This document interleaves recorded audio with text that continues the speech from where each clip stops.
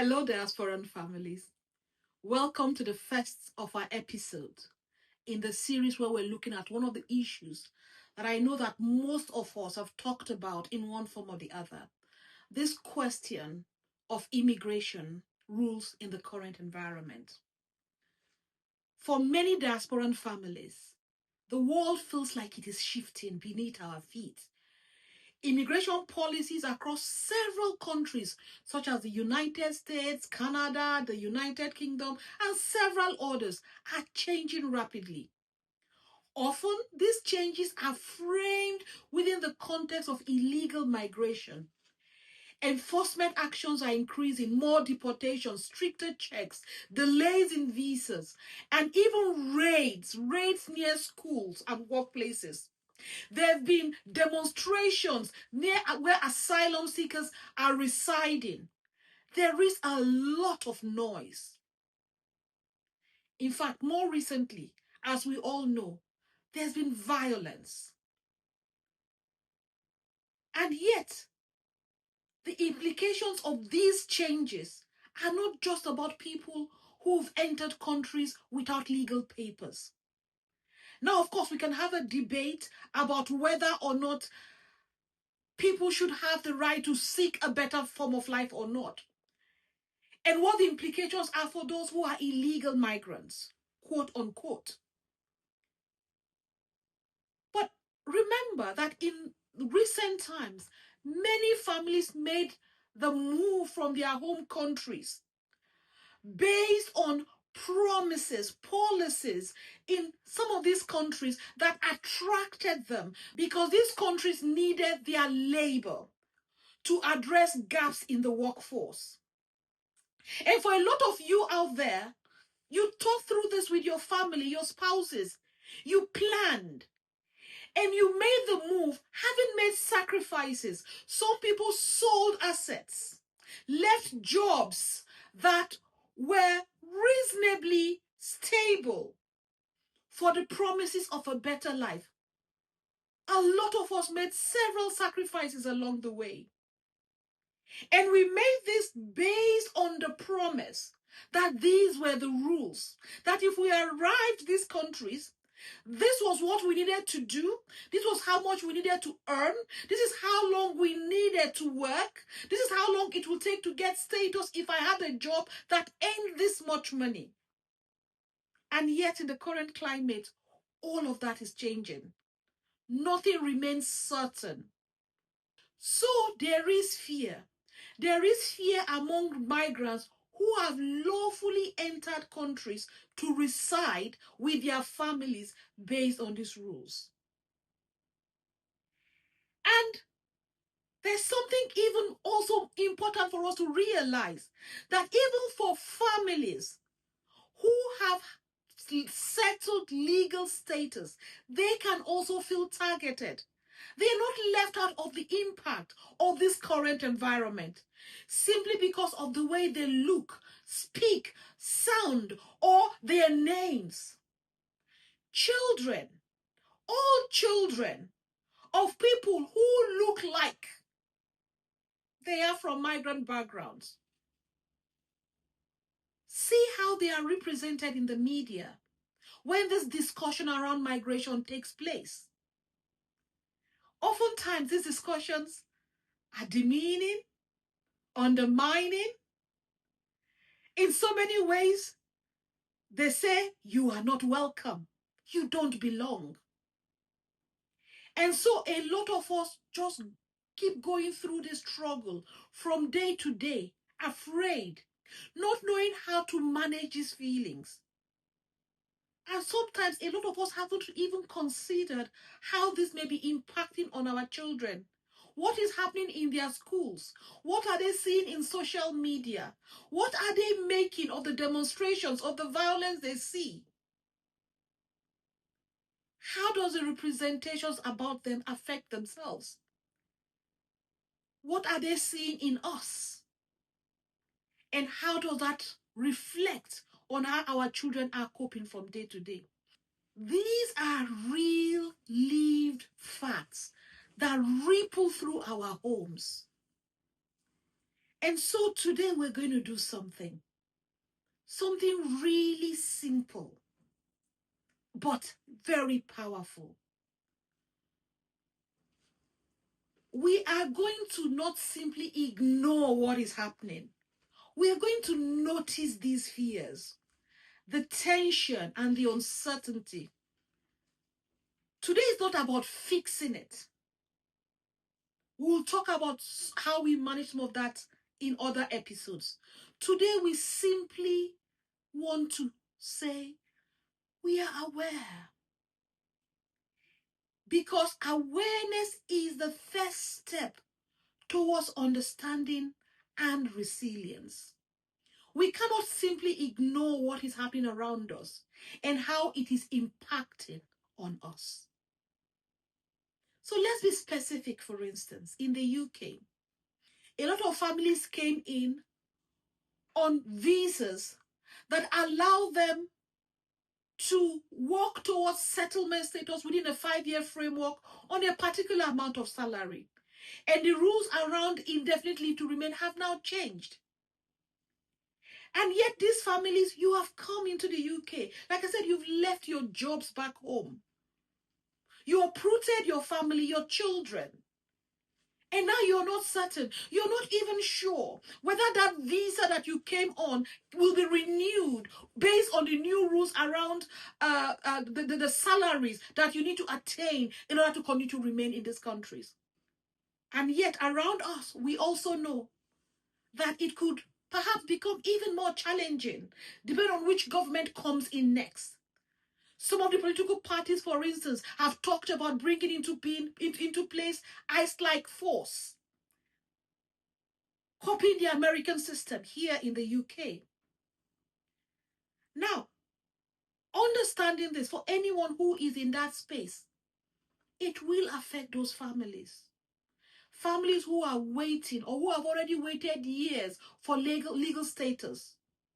Or for family reunification, because you're thinking that you're working towards that point where your families can join us or join you. And in the United States, there is a lot of enforcement action, stricter enforcement action. People are being identified, countries are being identified and named and called different things. The strict enforcement impacts not just, again, on illegal migrants, but also people with settled status. People are being asked to move around with their identities to demonstrate that they belong. And the only reason why they have to do that is because of the way they look or sound. Children come from mixed families, where some people have settled status and others don't. And all of these fears are different, and yet the same. It's the uncertainty. It is a lack of knowing. And that has to be named. That has to be articulated.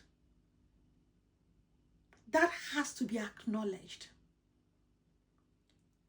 Because while a lot of us have come from backgrounds in which we're resilient and we just keep going, research shows that fear linked to immigration enforcement affects both adults and children. There's a lot of work that has been done in this area.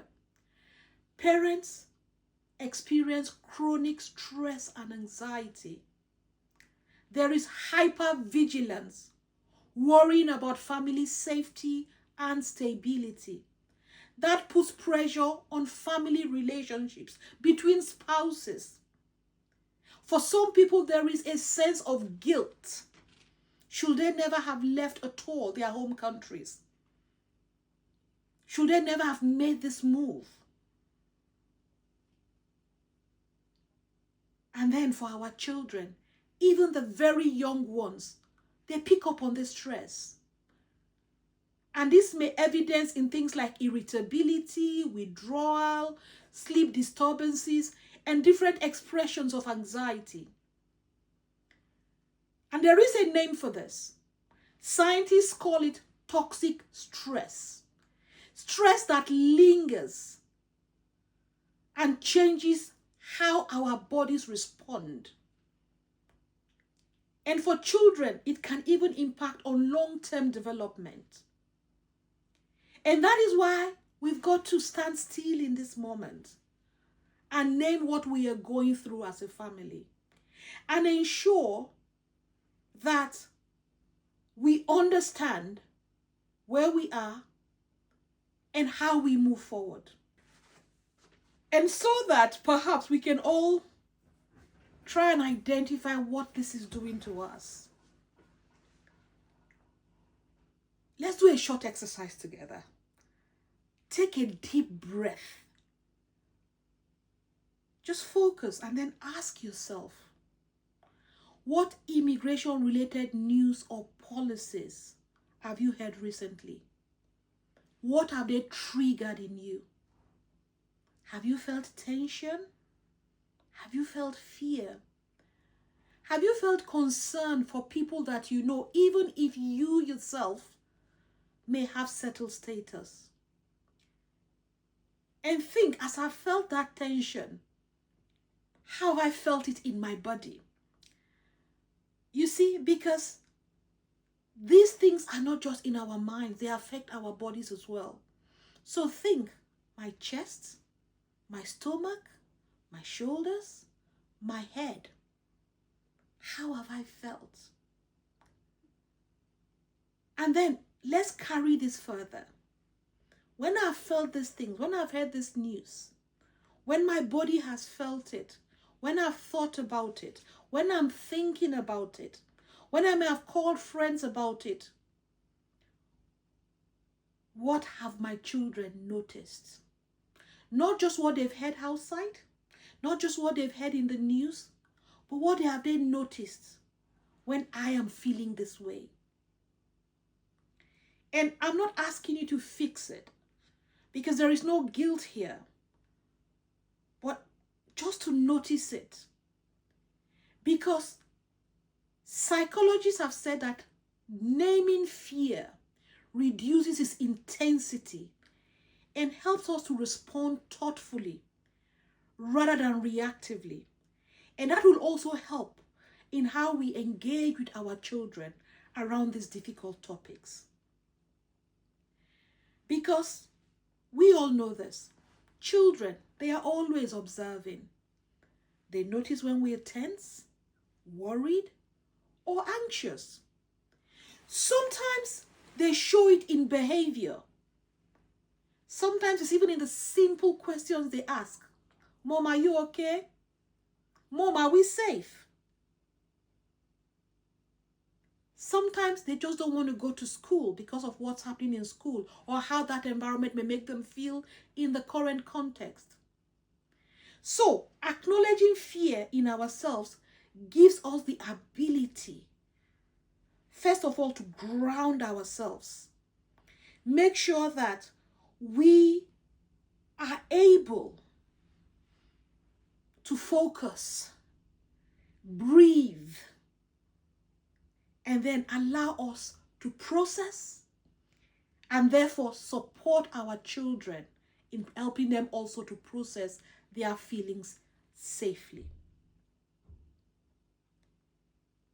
So, my dear diasporan parents, uncles, aunties, whichever part of that, village you belong to, we are all parenting in a time of uncertainty. And as we know, we all know as parents that for us to be good parents, it starts with us. For us to parent effectively, it starts with us. So it's time for us to name what is happening around us.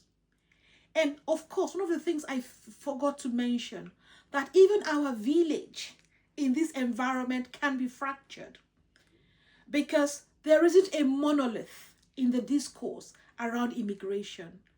And there are some people who may be immigrants themselves, maybe second, third generation, who may be on a side, not particularly where you think they would be with you. There may be families that previously had supported you, who take different positions in this debate.